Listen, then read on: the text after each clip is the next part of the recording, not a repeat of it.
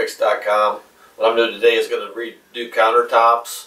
It's a Rust-Oleum product. It's supposed to be a real good product. It's very reasonably priced, and you can resurface your countertops, make them look like new for a small fee. So that's what we're going to do this time.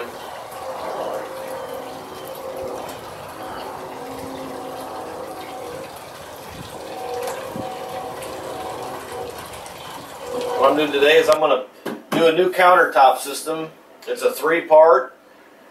You put on the adhesive, you put on a gravel type substance, and then you put a top coat on it. First thing I'm going to do, and it's made by Rust-Oleum, so it's got to be good. Rust-Oleum, I think, is the only company that's allowed to make any oil-based products. First thing I'm going to do is I'm going to start getting everything masked off, and then we'll do each step, and we'll go along and show how to do it. And I've never done it before, so it's a learning experience, but I watched the video, so it ought to be good. But the first thing I'm going to do is start getting everything masked off and ready to go. Okay, I got everything masked off.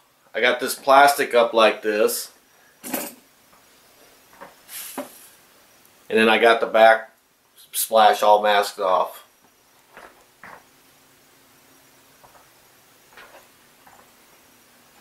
Now what I'm going to do is I'm going to take what they call a diamond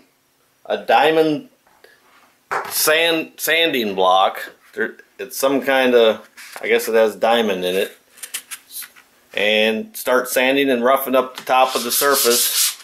And then I'll get the front edge as well. But it seems to be cutting that Formica really good, so I'm going to get it all sanded down and we'll go to the next step. The best way I've found to do it is a circular motion. And the goal is to remove all the shine off the top of this, leave a coarse surface.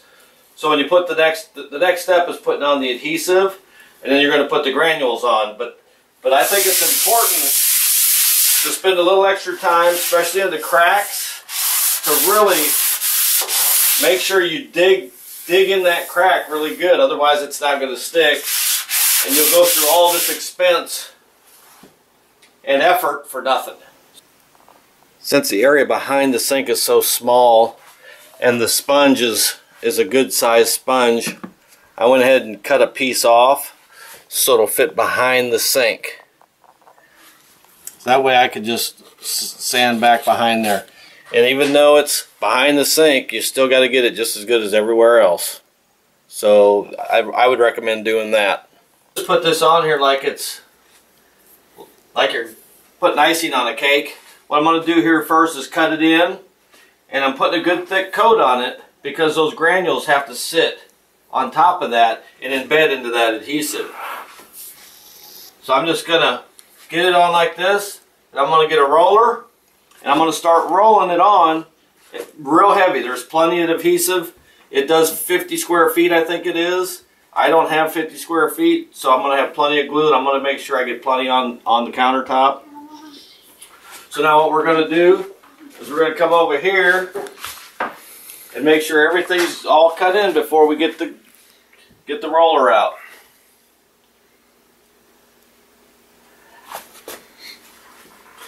These white areas like this, you don't want to see that. You want a good thick coat, just like this. It needs to be heavy. Otherwise it won't be able to hold the granules when you go to put the granules on it.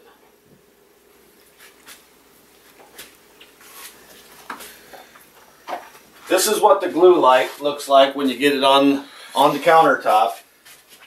And now what they have is a agent that'll keep it wet until you can get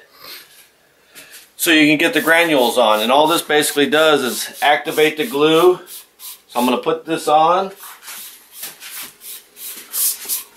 and I'm going to go around and get it all. As soon as I get this on, I'm going to get the granules.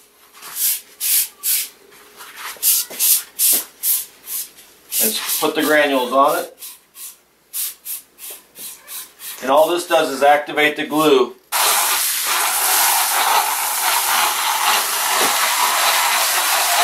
This is the messy part.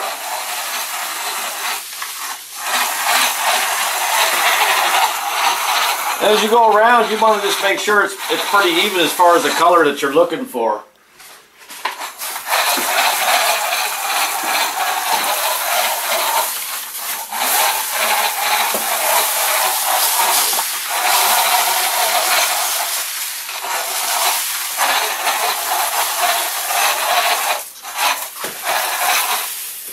And you want to make sure you're hitting that front edge.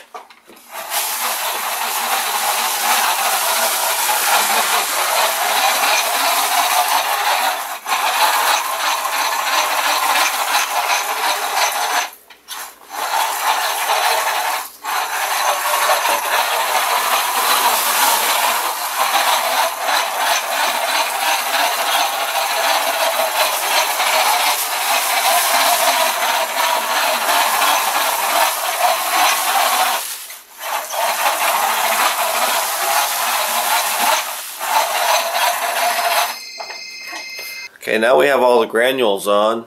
What I'm going to do is I'm going to take a vacuum and just vacuum up all the excess. And there's not as much excess on there as I thought there would be. I think overnight it still absorbs, the glue will absorb these granules. So you want to make sure that you use a good amount of granules on it so you get a good thickness. Then I'm going to go around here, I'm going to cut all this tape before I put on the top coat, because I want that to be able to release easier. Now from putting on top coat, I don't think it'll release as easy. So I'm going to cut that, make sure it comes off easy, and then I'm going to put on top coat. And I'm just going to paint the top coat on so it seals good into the cracks.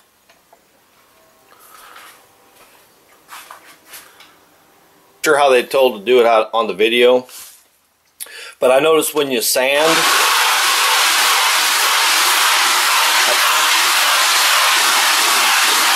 the way I've done it is when all this big stuff gets loose, I'll sand the whole area. When that big stuff loosens up, it's better to vacuum that up and then just come behind it and sand it again, because otherwise you're just trying to sand. You're just trying to sand through all that the big pieces of the granules. So sand it, loosen all them up, vacuum it, and then sand it again. I think you get a better result. It's easier. Alright, I went ahead and pulled the tape off. I just chose to do that. I think in their video it says to leave the tape on until you get the top coat on, but I didn't want to I wanted to make sure none of those the sanding granules, I wanted to make sure all that stuff was gone. I want to make sure the cabinets were real clean before I put the top coat on. So I went ahead and pulled all the tape off. And it left a real good clean line, but I'm gonna go ahead and take black silicone and put a bead of caulking back there just to clean it up. So far, everything they said, I mean, it seems to be pretty straightforward. It seems to be pretty easy to do. I mean, it takes work, but it looks pretty good. I have everything clean and dust free, which is very important. Wipe the countertops down several times to make sure all the dust is off. And any of those granules, just make sure any of that stuff is out of the way. I mean, you don't want to get anything in this top coat. Now I'm getting ready to do the top coat. Quite a bit of this, a little bit of this seems to go quite a ways. So what I'm going to do is I'm going to roll on a good heavy coat. Just let it set up a little bit, and then I'm going to put on another coat. It isn't going to protect, it's a top coat. It's a protective coat. And it's not going to protect anything if it's in the can. So I'm going to try to use up all I can to give it a good solid top surface. So we'll just see how it goes as we go along. Alright, I got the protective coat on now. It looks real shiny. And it looks real good. I think it's done everything that they said it would do. I don't know about durability. That's just something I'm going to have to check with later. But everything looks good. Came out nice. And I think it's going to be pretty durable.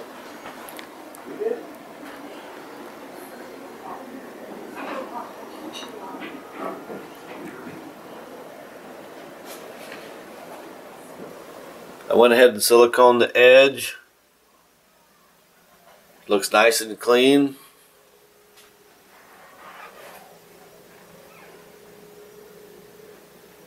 And I think the counters came out pretty good. This is the countertop. We resurfaced it. I think it did exactly what they said it was going to do. I think it came out pretty nice. I don't know about the durability side. But for $200, we resurfaced about 20 running feet of counter space. It looks a lot nicer. If you were to get real granite, you're looking at $40 a square foot. So, you know, it's a big difference. In my opinion, I think it came out pretty good for what, and it did just what they said it was going to do. I picked this up at Sam's. They have it at Home Depot and at Lowe's. So if this is what you're looking for, I would say give it a shot. Go to my website for more how-to videos at wichitafixit.com, or you can find me on YouTube. Appreciate all the hits and all the visits and all the subscribers.